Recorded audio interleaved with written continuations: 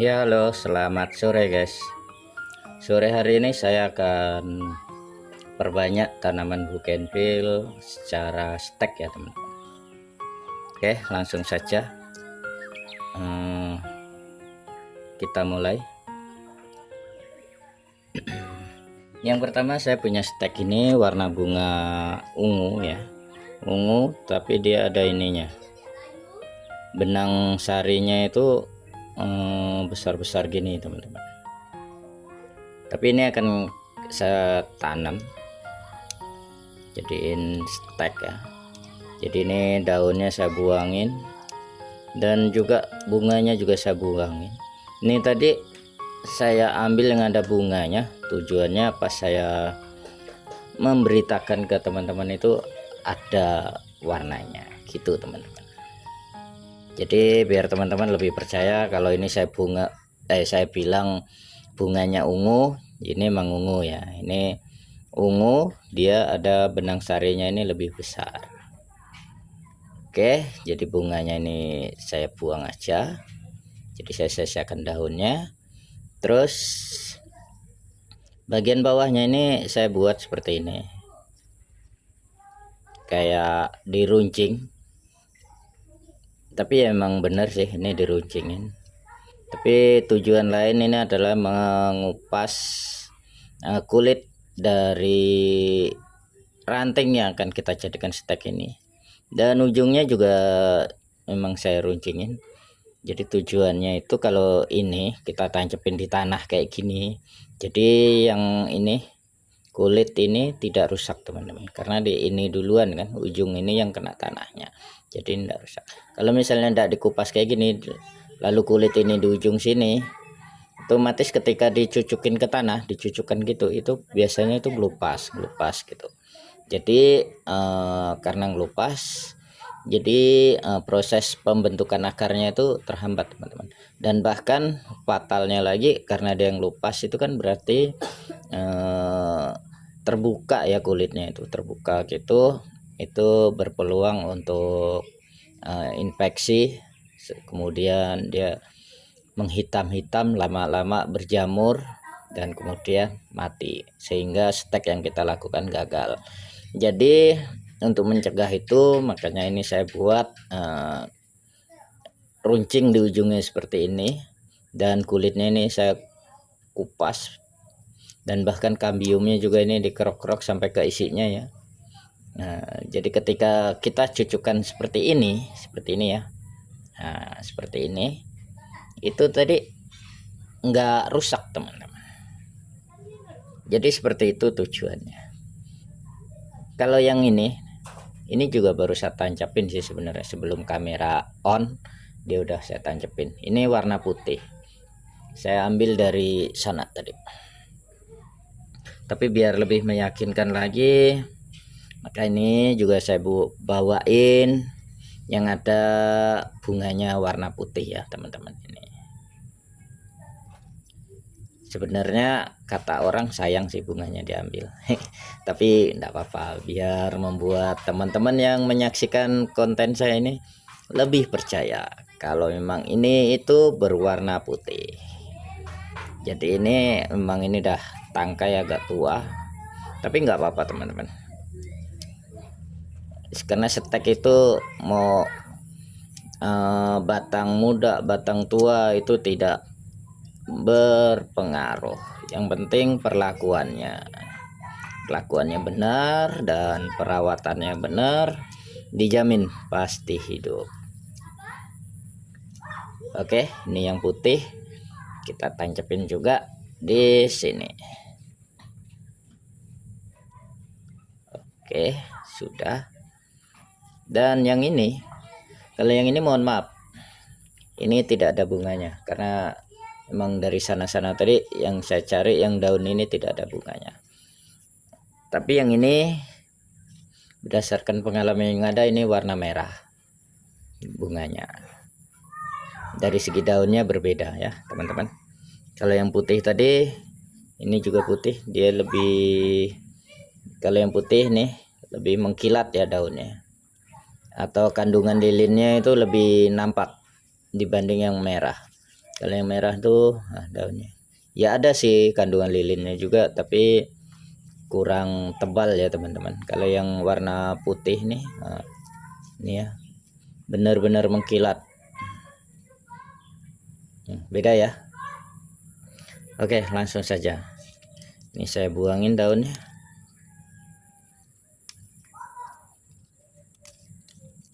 Saya sisakan yang bagian atasnya aja. Terus mungkin teman-teman bertanya, kenapa dibuang daunnya atau dikurangin tinggal sedikit gini? Ya benar jawaban teman-teman. Jadi untuk mengurangi penguapan ya. Karena ini kan kita potong dari stek atau dari ranting yang akan kita jadikan stek, ini kan dari ranting atau cabang, otomatis ini dilukain. Jadi kalau misalnya daunnya masih banyak, maka tingkat penguapannya juga banyak atau tinggi. Makanya daunnya dikurangin, jadi dia tingkat penguapannya juga sedikit atau berkurang.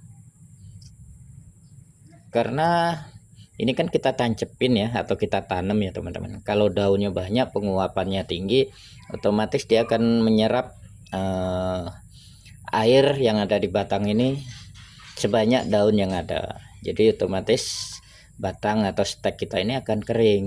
Tapi kalau daunnya sedikit, penyerapan airnya juga sedikit, penguapannya sedikit, maka kesempatan untuk tumbuh akar atau hidup itu tinggi teman-teman. Seperti itu.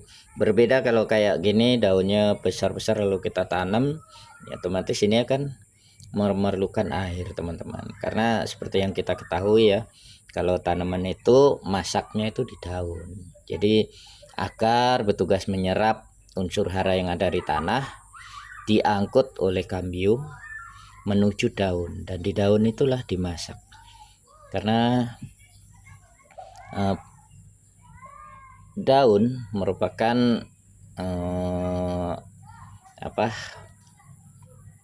proses dari fotosintesis ya teman-teman. Jadi fotosintesis, bantuan sinar matahari itu berada di daun, dan dia dibantu oleh akar dari tanah, diserap dan diangkut melalui batang, dan yang mengangkut itu kambium namanya teman-teman, disalurkan ke seluruh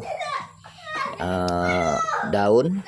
Disitulah mengalami proses pemasakannya, kemudian disebarkan lagi ke seluruh sel atau bagian dari tanaman itu sendiri. Ya, ini yang terakhir saya tancapkan juga di sini. Oke, jadi ini stek kita ini ada 1, 2, 3, 4. Karena yang putih itu ada 3 ini tadi, jadi ada 4 warna ya teman-teman. Kalau dihitung banyaknya ini ada 5, tapi karena putihnya ada, putihnya malah ada 3 teman-teman, yang 1, 2, 3, dan ini yang merah, dan ini warna ungu tadi.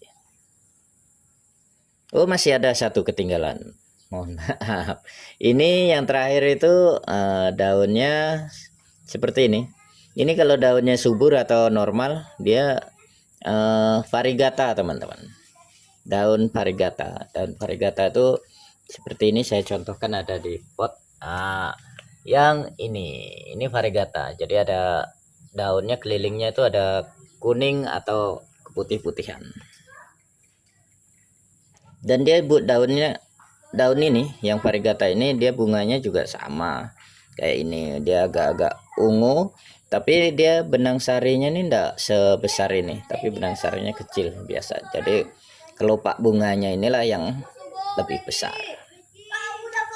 Oke, ini yang terakhir, jadi kita buangin juga daunnya, kita kurangin supaya suhunya itu terjaga. Dan yang kedua, tingkat penguapannya juga bisa dikontrol.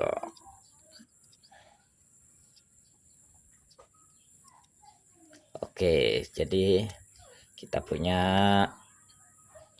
4 warna dari 6 stek yang ada di hadapan kita. Oke, ini prosesnya.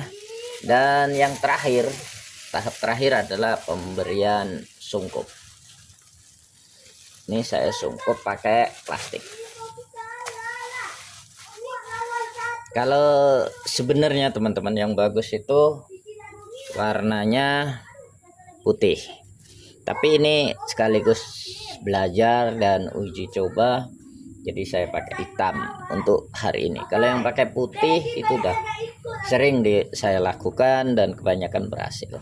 Dan juga kalau misalnya nggak ada plastik, itu juga bisa kita manfaatkan seperti botol-botol atau gelas-gelas bekas air mineral, itu juga bisa kita gunakan untuk sungkup. Contoh, saya juga melakukan itu, jadi ada di sini. Nah, ini juga stek yang saya lakukan. Jadi saya kalau bawahnya menggunakan botol bekas air mineral atau aqua, nggak apa-apa ya saya sebut nama ya atau merek. Dan atasnya saya gunakan sungkup bekas air mineral. Ini ada tanamannya ya teman-teman. Kalau teman-teman tidak percaya, ini saya buka, agak susah. Nah, itu ya. Ini udah beberapa hari, udah mau semingguan, tapi masih hijau. Tapi saya belum berani katakan berhasil karena memang baru 1 minggu.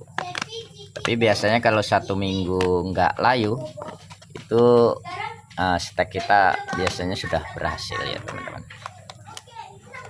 Oke, terima kasih teman-teman sudah menonton, dan jangan lupa dukungan dan supportnya sebagai imbalan ke saya. Hehe. Dan selamat mencoba, selamat berkarya. Semoga yang teman-teman lakukan semuanya berhasil. Oke, akhir kata selamat sore. Sampai jumpa di lain waktu dan kesempatan. Sukses selalu.